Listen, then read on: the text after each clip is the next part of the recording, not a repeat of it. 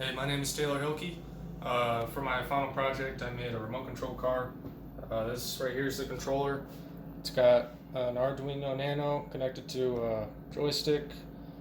Um, that it is connected. The Arduino Nano is connected to the Arduino on the car through HC05 Bluetooth module right here and right here.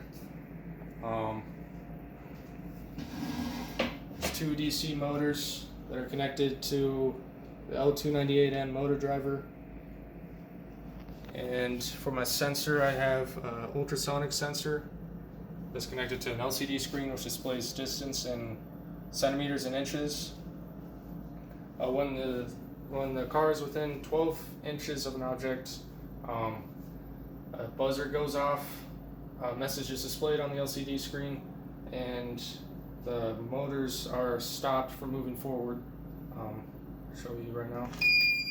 So I'm pushing up on the joystick as well, and it's not moving, but pushing backwards lets you escape that.